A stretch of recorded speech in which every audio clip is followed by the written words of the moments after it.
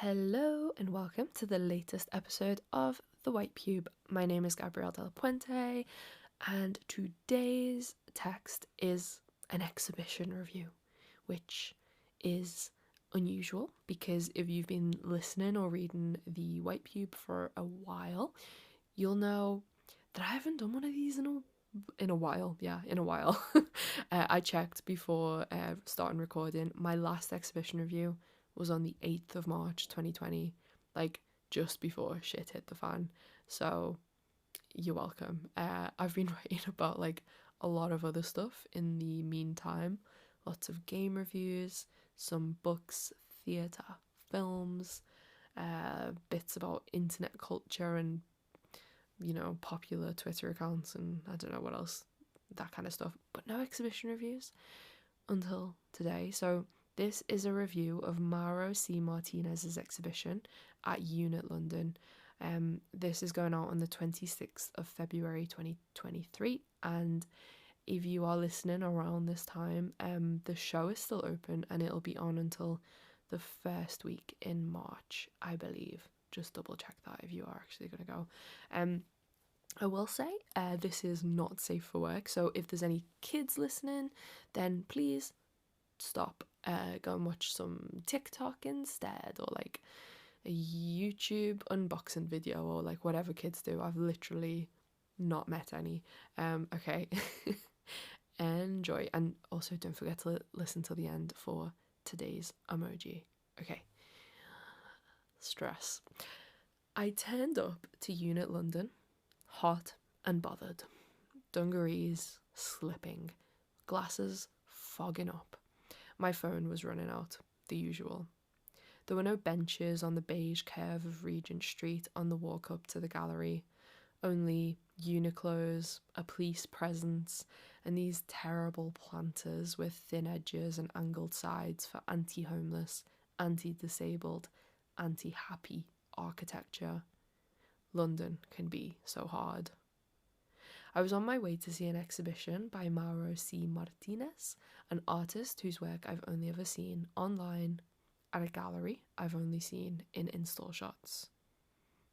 In the 20 minutes it took to walk there, I listened to the beginning of an interview Martinez did with the Artist Decoded YouTube channel. I'm hot and bothered when I reach the show because of disability and because of the conversation I've just listened to. In the summer of 2020, Martinez painted The Murder of George Floyd. He posted the image of his painting less than a week after it happened. In it, he overlaid the scene with Instagram's flagging system. George Floyd, the police officer, the car, road, knee, all of the content was blurred beneath a sharp screen print UI that read, "This photo contains sensitive content which some people may find offensive or disturbing. See photo." But in painting form, it meant you couldn't click to reveal anything. Many people were furious and the comments were livid. Many criticised Martinez for capitalising on black trauma. He is a prolific, price-on-request kind of artist with international gallery representation, so it was fair to bring cultural capital into the discussion. Uncomfortable to think about who might want to buy something like this if he were to put it up for sale, and even if he didn't make the painting available out of respect, what would the all press is good press effect do to his wider value as an artist? It was brazen. It didn't feel like an appropriate or viable time to academically, critically approach a conversation on censorship through the medium of painting. A black man had been murdered once again by an immovable white institution, and Martinez's input to the conversation just didn't feel particularly historical. The artist came off like an opportunist, riding trending tweets when non-black people were being asked to shut up and listen for once. Martinez carried on. His response was fascinatingly awkward. Many people commented that he was wrong for making this work because he is a white artist, not knowing that Martinez isn't white. The artist ran with this mistake and posted a carousel on Instagram that included the back of the most recent painting, screenshots of comments that labelled him white with the white part underlined in red, a smiling picture of himself, a border force interaction, and a police dog coming towards a car to complete his defense. In the caption, Martinez made the case that he is Hispanic, his hometown is in Texas, and he was once detained for a day in Mexico when trying to cross back into the US. The criticism continued. It didn't wholly matter that Martinez wasn't white or that he had experienced some instance of institutional racism. It mattered that he wasn't black. It mattered that he was still speaking. It's worth noting that Unit London, the gallery I was heading towards for the new exhibition, had commented 4 white clapping hand emojis under this second post. 4 white clapping hands. The artist is an interesting, godlike figure who can make anything in the world the subject of their work. The artist exists as a slippery figure who can sidestep criticism and redirect it away from themselves and to the subject itself. Because if audiences aren't happy about subjectification, no worries. The artist can hold the work at arm's length and ask us to think about what our discomfort indicates. Isn't it interesting? Isn't it good that the artist can make us think? Clever boy. The spar between artist and audience in this example is excruciating. Any negative reaction to Martinez's sensitive content series becomes reframed as a sensitive overreaction and a false threat to censorship that actually fulfills his prophecy and subject matter. Critique makes the artist look prescient, thought-provoking and wise instead of cunning, sly, or even colonizing. He can paint whatever he wants if he stands back once he's done and tells us that he's just thinking about what it means to paint anything at all. No big deal. This is the defense of the edgelord artist, and it makes me feel uncomfortable to the same degree I feel bored when right-wing voices call their critics snowflakes. You know, the audience simply isn't built for what these strong men have to say and the truth bombs they have to drop. It's got nothing to do with the audience fundamentally disagreeing with what truth means or what truth should mean. It's boring. It's boring and it's embarrassing too. In my experience, when someone goes on and on about free speech, it usually means they do not like to hear a word of criticism. I am thinking about that now while I make my way through this review. I would like to also just generally note that Unit London did an exhibition in 2022 about free speech in art, and that when Martinez posted screenshots of comments calling him white, he only underlined the part of the comment calling him white and not the rest of the free critique he was being given. I wonder what he'll underline in this one. In the Artist Decoded interview, which was published in April 2021, Martinez was asked to reflect on the moment he painted George Floyd. He said, and I quote, "My goal as an artist, and I consider it the highest honour, is to just document what's happening. And to that end, I think that's why it's important to be as ideologically clean as you can and be without agenda and be somebody who just listens to what is happening and doesn't respond with ego or anything like that. then you can present a balanced statement that's not polarizing and is filled with the nuance that we need today, that we're severely lacking. End quote. The phrase ideologically clean is worth repeating and thinking about, and damning. There are many different kinds of artists in the world, and this one wants to exist in the gaps between everything. Social media location listed in bio as intermolecular space. If I haven't already made it clear, I find it a hard position to respect because it is an avoidant, sort of old-fashioned refusal of any position, brackets, coward, and it infers political specificity is dirty and impure. It is the perfect strategy for the edgelord to shroud himself in ambiguity, but much worse than post-irony, because at least that brand of ambiguity is funny. Ideologically clean. I'll say it again. I listened to the interview and imagined the artist so clean his hands could squeak. I imagined the artist oiling himself up so that he could slide through the gallery before anyone could catch him. When I finally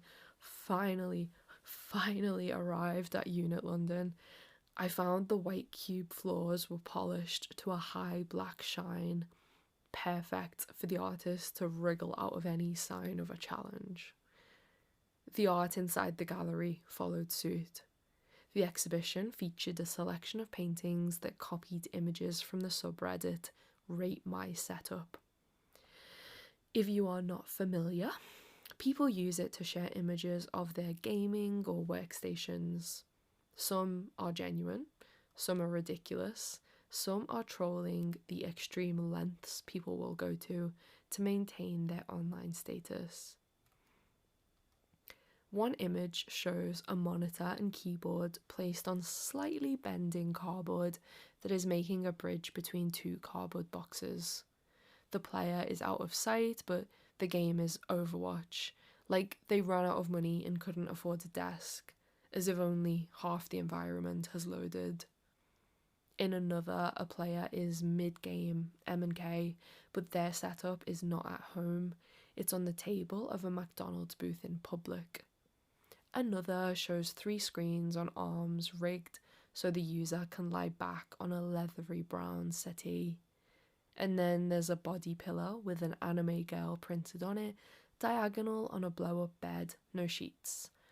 The monitor is on the floor, next to a PS4 and a fighting game controller.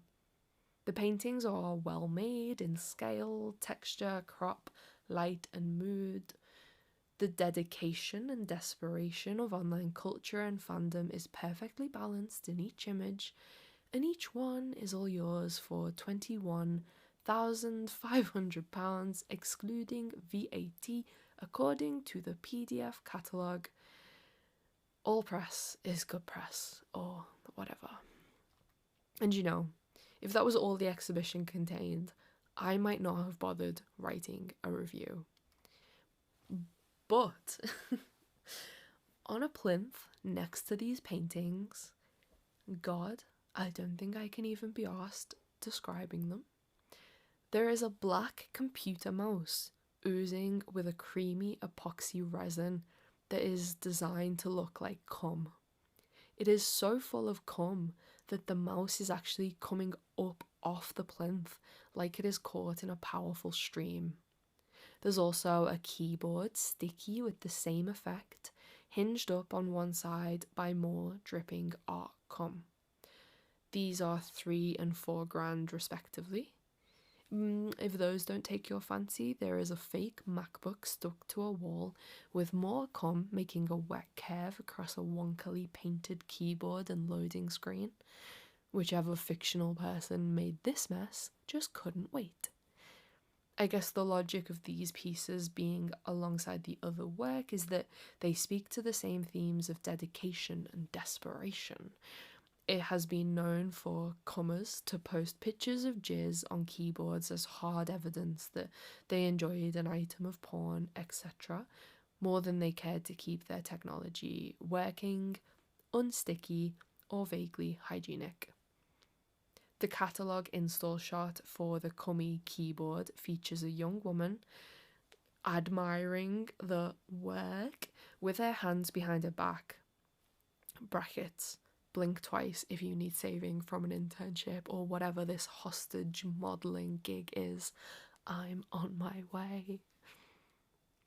Yeah, it's surreal to come home to Liverpool after a rare trip to London for friends and family to ask what I got up to, and for my answer to be, well, I went to an exhibition in one of the richest parts of the country, and there were multiple sculptures of technology covered in fake cum made by a Mexican American artist who once got cancelled, and the gallery was selling this quote art for three and a half, £4,000 a pop. And even though I love cum, like, unfortunately it is one of my favourite substances in the world, it feels like offensive decoration in an exhibition full of incel adjacent imagery, because it wasn't just the cum that wound me up.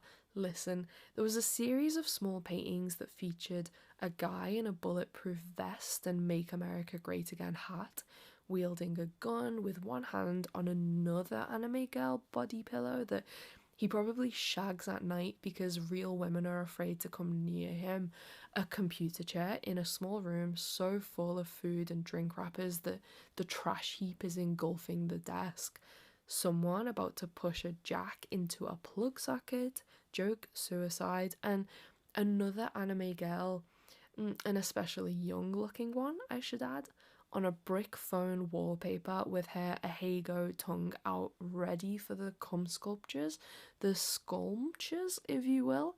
And now I have to sit down and write something that explains or even justifies the discomfort I felt at an exhibition like this, knowing full well that the artist might just say the discomfort was the whole point, even though I don't think that's a fair answer given the kind of shit this person has made in the past.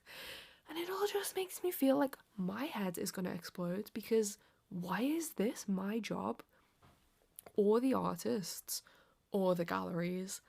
I think we should all just stop, because there shouldn't be keyboards covered in fake cum in exhibitions, and that's not on censorship. It's because it's terrible. Like, it's not even so bad it's funny, it's just plain shit.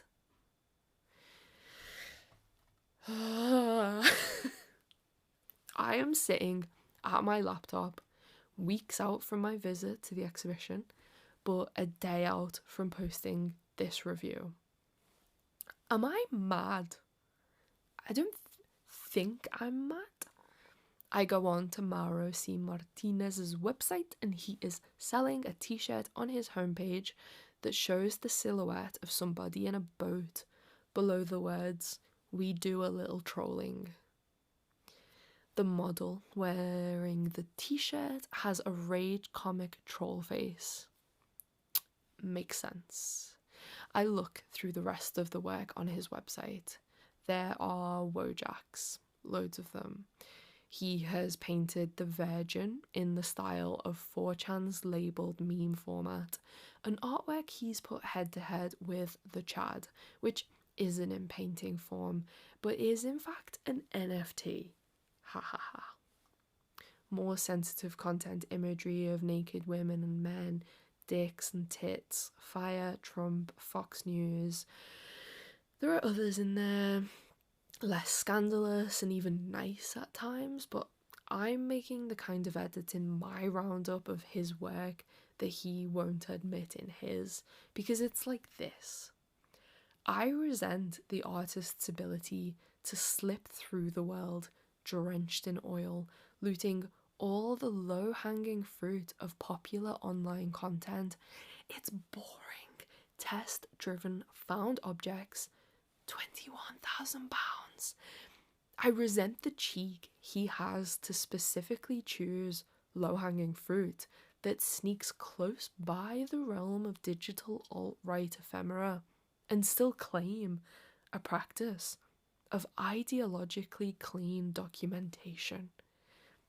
Because it's like, don't shoot the messenger, art bro edition, even though the messenger looks and sounds exactly like the enemy.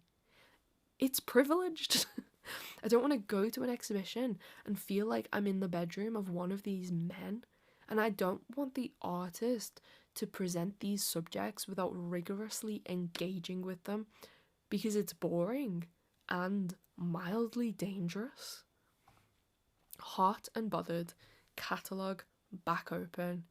It makes me think about how lucrative it must be to sell art that speaks in the language of the alt-right without ever criticising those politics. Claiming the art is documentation only helps make for clean sales. Like, can't easily sell art that's filthy with ideas. I should probably stress that I have nothing against artists selling work. I just think it's a shame when the art itself feels held back in its thoughtfulness and criticality because of a commercial, conservative endpoint. The catalogue does not explicitly say cum or semen at any point. Of course not. It also almost makes me feel bad for the artist, for the professional edge the edgelord chooses to walk in order to make a living, compel an audience, and not piss off too many people by staying nice and vague. I have no idea what Martinez thinks or feels, and that is the problem. I wonder if he really knows. I imagine him like the meme of the guy holding a fart in so tightly that a vein is popping thick like lightning down his forehead. Except it's not a fart, it's a completely directionless scream. The figure of the troll and the practice of the non-committal artist is a performance of power. I almost wonder if it is more interesting for Martinez to insert himself into conversations with his sensitive content series, although hopefully next time he'll do it at the right time and into the right conversation, instead of making exhibitions like Rate My Setup that say nothing. And I think about how black artists, disabled artists, trans artists, and so on do not get to say nothing because anything they say is read through the lens of their identity. Fake cum on a keyboard, fake cum on a mouse, body pillows, anime mouth ready for cum.